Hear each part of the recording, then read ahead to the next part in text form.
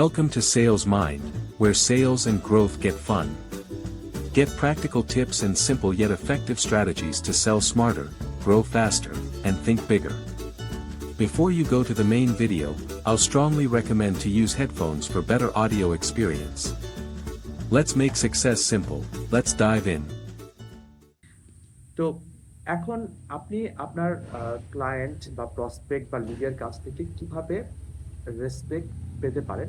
তো একটা কোট দিয়ে শুরু করছি, respect is earned not given. এটা অনেকবার বলা হয় সবসময় অনেক কোর্টে, এবং এটা আমি পুরোপুরি বিশ্বাস করি। আপনাকে রেসপেক্ট আর্ন করতে হবে, রাদার দেন আপনি যদি আপনার প্রিডিটারমিন কোনো চিন্তা থেকে যান যে আপনাকে অটোমেটিক্যালি রেসপেক্ট করবে বিকজ আপনি একটা বড় ব্র্যান্ডকে রিপ্রেজেন্ট করছেন অথবা একটা বড় কোম্পানিকে রিপ্রেজেন্ট করছেন, এটাতে হয়তো আপনার রিলায়েবিলিটি কিছুটা বেড়ে যায়, কিন্তু রেসপেক্টটা এস্টাবলিশ হতে হবে পার্সোনাল লেভেল, এটা আপনার মনে রাখতে হবে। তো ফার্স্ট যে পয়েন্টটা আমি বলতে চাচ্ছি সেটা হচ্ছে অ্যাভয়েড বিং টু রেসপন্সিভ। এটা এটা আমি দেখেছি নতুন যারা সেলসে কাজ করে তারা খুব রেসপন্সিভ থাকে কাস্টমারের কাছে। এটা খারাপ না, এটা যে রং তা না, কিন্তু avoid being too responsive. Too responsive এবং লেস রেসপন্সিভ, এটার মাঝামাঝি যে ব্যালেন্সটা, সেখানে আপনাকে একটা লাইন টানতে হবে। আমি আপনাকে প্র্যাকটিক্যাল এক্সাম্পল দিয়ে বোঝাচ্ছি যেটা হয়তো আপনার কাজে লাগতে পারে। সামটাইমস আমি খুব রেসপন্সিভ থাকি, এটাকে টু রেসপন্সিভ বলা যেতে পারে। কখন? ধরেন আমি একটা কমার্শিয়াল অফার সাবমিট করেছি, তো সেই কমার্শিয়াল অফারটা খুব দ্রুত সাইন করার সম্ভাবনা আছে, মানে আমি একটা ডিল পেতে যাচ্ছি। এই ক্ষেত্রে আমার প্রায় সব কমিউনিকেশন শেষ, একদম ফাইনাল অফার সাবমিট করা হয়েছে। এই ক্ষেত্রে কাস্টমার যদি কোনো কমিউনিকেশন বা কোনো কোশ্চেন করে, তাহলে যত দ্রুত সম্ভব রিপ্লাই করা উচিত, যত দ্রুত সম্ভব। আমি অনেক সময় দেখা যায় যে if I know the answer I probably right in next minute, within next 5 minutes, যত তাড়াতাড়ি সম্ভব। তার কারণ হচ্ছে এক্ষেত্রে আপনি রেসপন্সিভ থাকবে, কারণ আপনার প্রসপেক্ট অলরেডি ডিসিশনটা নিতে যাচ্ছে আপনার ফেভারে। যখন আপনি এই ভাইবটা পেয়ে যাবেন, এই অনুকূল পরিবেশ তৈরি হবে, তখন সেক্ষেত্রে আপনাকে দ্রুত রেসপন্স করতে হবে এবং ডিলটাকে আপনার অনুকূল নিতে হবে।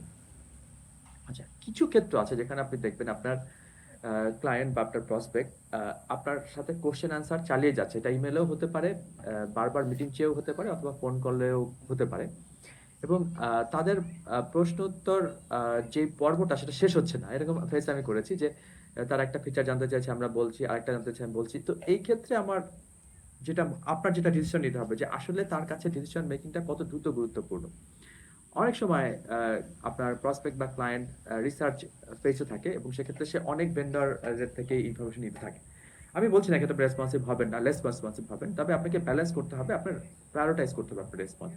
হয়তো আপনার আরো দুটা রেসপন্স আছে যেটা আপনাকে আগে করলে আপনার মোর কমার্শিয়াল বেনিফিট হবে, আপনার ডিল সাইন হতে পারে।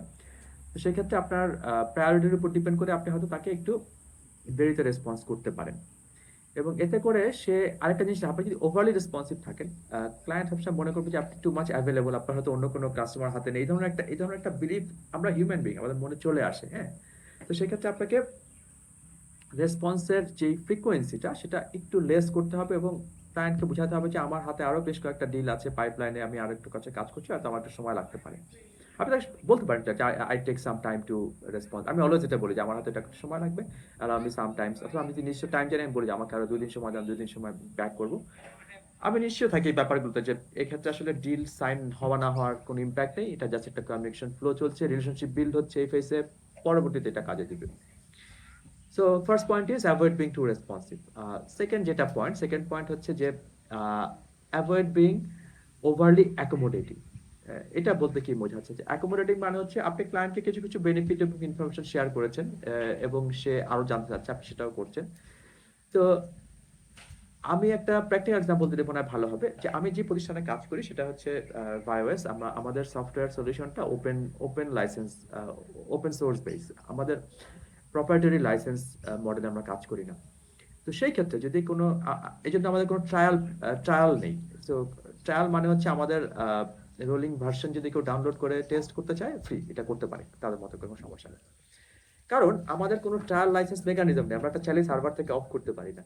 সো একটা ট্রায়াল ইনফিনিট পিরিয়ড চলতে পারে, কিন্তু আমার কাছে সেটা গ্রহণযোগ্য না, কারণ আমি ইনফিনিট পিরিয়ড ট্রায়াল চালালে I have to do other works, I cannot help a client who just running trial for N ইয়ার। তো যারা আমাদের রোলিং ভার্সন বা টেস্ট ভার্সন ডাউনলোড করে টেস্ট করছেন, তাদেরকে আমি প্রথমেই বলে দিই, দেখো আমাদের স্পেসিফিক ট্রায়াল বলতে কোনো ব্যাপার বা প্রজেক্ট নেই। তো যেটা তুমি করতে পারো সেটা হচ্ছে, তুমি যখন টেস্টটা রান করবে, তোমার যে কোশ্চেন আছে কোশ্চেনগুলো তুমি আমাকে জানাতে পারো। সো আমি আমার প্রপার যে এক্সপার্ট আছে তার সাথে তোমাকে কানেক্ট করিয়ে দিব, সে তোমাকে হেল্প করবে। তারপর আমি এটাও বলি, তোমাকে মনে রাখতে হবে যে আমরা এখন যেটা করছি সেটা শুধু গাইডেন্সের জন্য, এটা প্রপার সাপোর্ট না। তুমি যদি আমার প্রপার সাপোর্ট চাও তাহলে তোমার আমার সাবস্ক্রিপশন কিনতে হবে। সো এই যে আমি প্রথমেই বাউন্ডারিগুলো সেট করে দিলাম যে আমি তোমাকে এতটুকু অ্যাকোমোডেট করতে পারবো, এর বেশি করতে পারবো না। আমি আমার লাইফে দেখেছি, আমার প্র্যাকটিক্যাল কাজে, যে কাস্টমারকে আমরা অ্যাকোমোডেট করেই যাচ্ছি 3 মাস 6 মাস, কিন্তু ডিলের কোনো দেখা নেই। আমরা ট্রায়াল দিচ্ছি, আমরা প্রেজেন্টেশন করছি, আমরা কমিউনিকেশন করছি, প্রপার ডিসিশন হচ্ছে না, বারবার চেঞ্জ হচ্ছে। সো এই ক্ষেত্রে আপনাকে রেসপেক্ট আর্ন করার জন্য অবশ্যই একটা বাউন্ডারি টানতে হবে, কতটুকু আপনি অ্যাকোমোডেট করতে পারবেন এবং কতটুকু আপনি অ্যাকোমোডেট করতে পারবেন না। অ্যাকোমোডেট সরাসরি না করার থেকে টাইম নেওয়া বেটার। কাস্টমার বা প্রসপেক্টের টাইমলাইন বুঝে তার সাথে কমিউনিকেশন করা উচিত যে আমি তোমাকে এতদিনের মধ্যে সাপোর্ট দিতে পারবো, এতদিনের মধ্যে সাপোর্ট দিতে পারবো না। So, এই ধরনের কমিউনিকেশন করে আপনার কাস্টমার কতটুকু আপনি অ্যাকোমোডেট করতে পারবেন সেটা ডিসিশন নেওয়া উচিত। থার্ড যে পয়েন্টটা খুব ইম্পর্টেন্ট, কনসিস্টেন্ট রেজাল্ট। এক্ষেত্রে হচ্ছে আপনার পারফরমেন্স। আপনি সবসময় একটা কনসিস্টেন্ট রেজাল্ট ডেলিভার করবেন। তাকে যদি আপনি বলেন ঠিক আছে তোমার জন্য আমার 3 দিন সময় প্রয়োজন, আপনি চেষ্টা করবেন 3 দিনের মধ্যে তাকে জিনিসটা দিতে, যদি কোনো কমিট করে থাকেন। যদি কোনো লাইক আনফোর্সিন সিচুয়েশন আসে, আপনি হয়তো তাকে দিতে পারছেন না, তো সেই ক্ষেত্রে আপনি যেটা করবেন, ঠিক যখন আপনি বুঝে যাবেন পারছেন না, you send an apology email 2.5 ডেজের মধ্যে যে আমার 3 দিনে দেওয়ার কথা ছিল, আমার আরো 2 দিন সময় লাগবে। এক্ষেত্রে আপনাকে প্রোঅ্যাক্টিভলি রেসপন্স করতে হবে এবং প্রোঅ্যাক্টিভলি তাকে জানাতে হবে।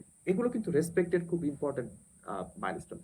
ফর এক্সাম্পল, আমাকে একটা কাস্টমার আমার অফারটা সাইন করে আমাকে পাঠিয়েছে, কিন্তু আমি জানি যে আমার ইনভয়েস সাবমিট করতে হয়তো 1.5 ডেজ লাগবে।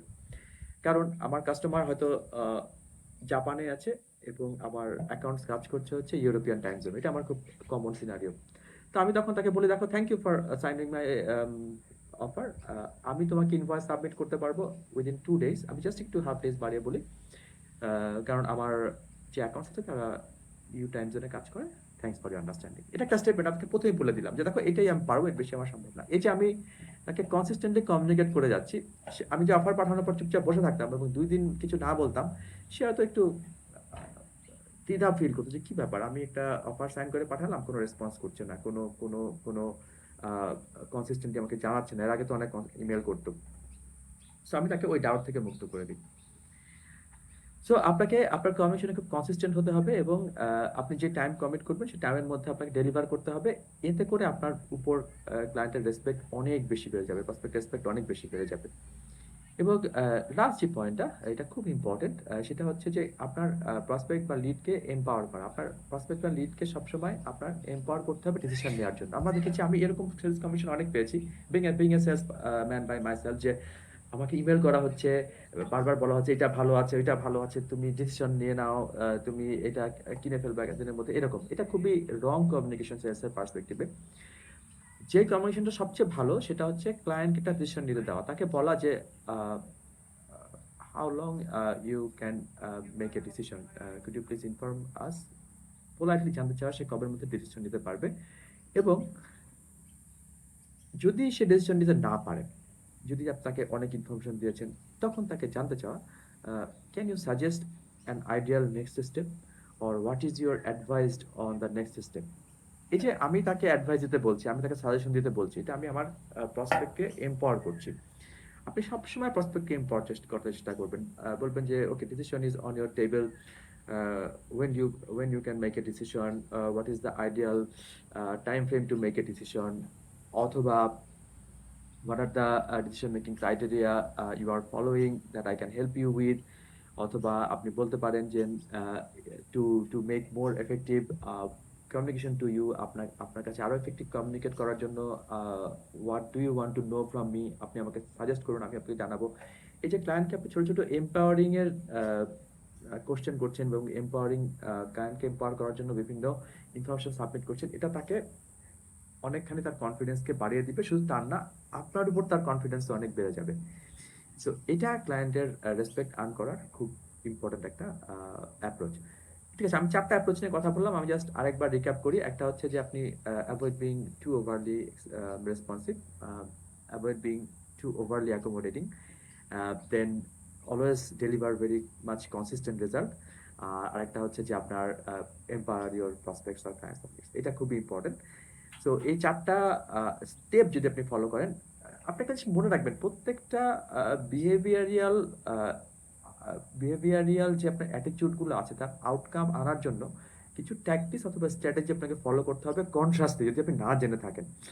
তো এই পয়েন্টগুলাই হচ্ছে সেই কনসাসনেস গ্রো করার স্টেপস।